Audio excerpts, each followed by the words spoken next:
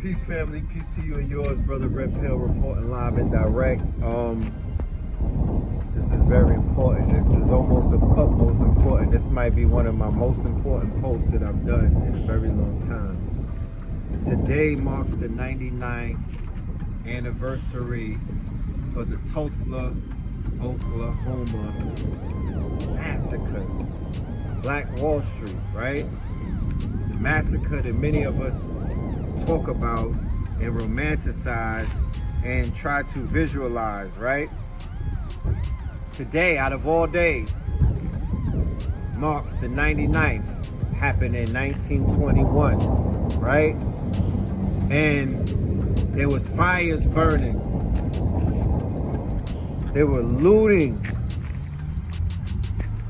They were killing black people and putting their knees on their necks and raping and pillaging and taking all kind of turns on our women, our daughters, our aunts, you know, the Oprahs of those days, the Madam C.J. Walkers, you know, they had a whole town full of those women, right? And that one incident, that act of terrorism on American soil, right? That act of homeland terrorism on American soil, right? Amongst people who are still alive today. You know, the real OKC, the real Oklahoma Thunder, when our people witnessed themselves, their town being firebombed by airplanes, right?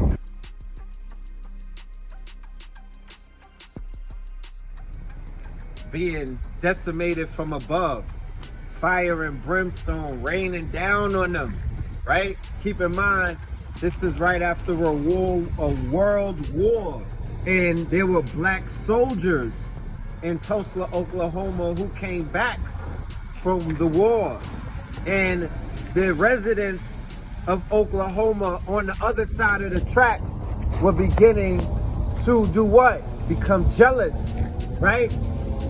Of these black men, become envious of these black soldiers, become fearful of these black men who did what? Came back from taking the lives of white men across seas, defending this flag and whatnot. They went overseas and they shed the blood of white men, and then they came back and they began to look at white men differently, and they began to answer differently. And the certain boy calls or the cat calls of "come here boy" and all of that, they didn't answer to that anymore.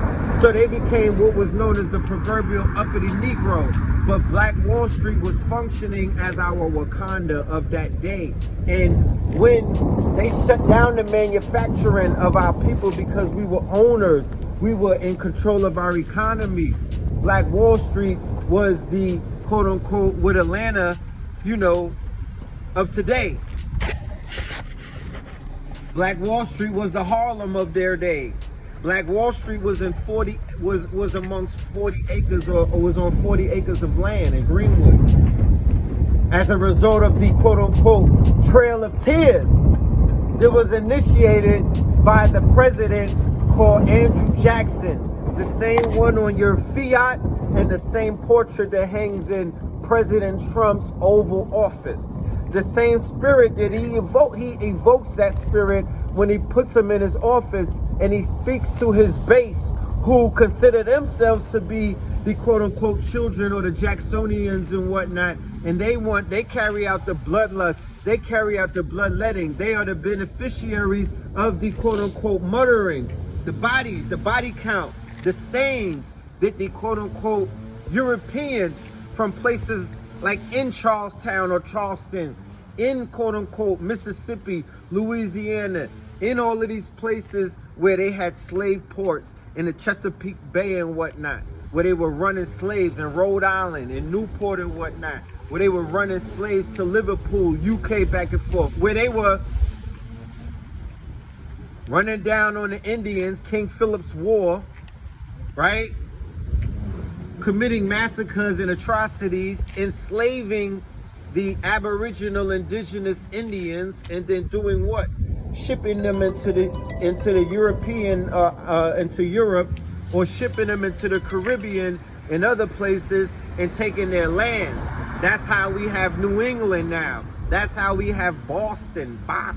That's how we have these other places. And let's also keep in mind that these same Europeans started to loot, started to riot, and they carried out an insurrection against the British, and they took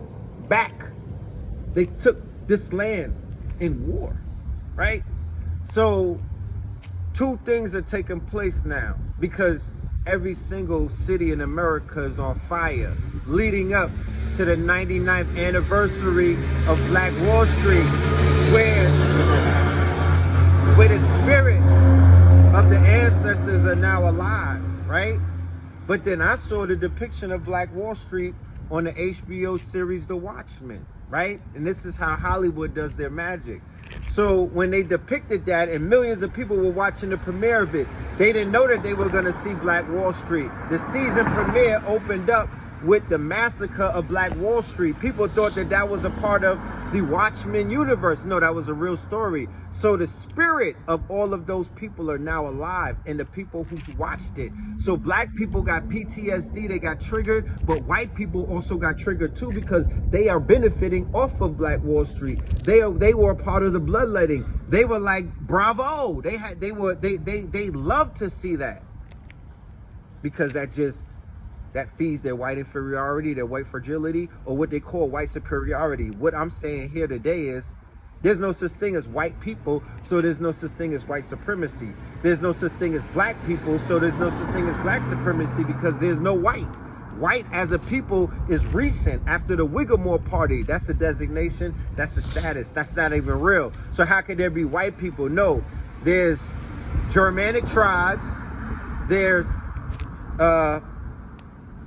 Spaniards and stuff like that. That's who they are. Call them their nationality, not white people. But back to what's going on.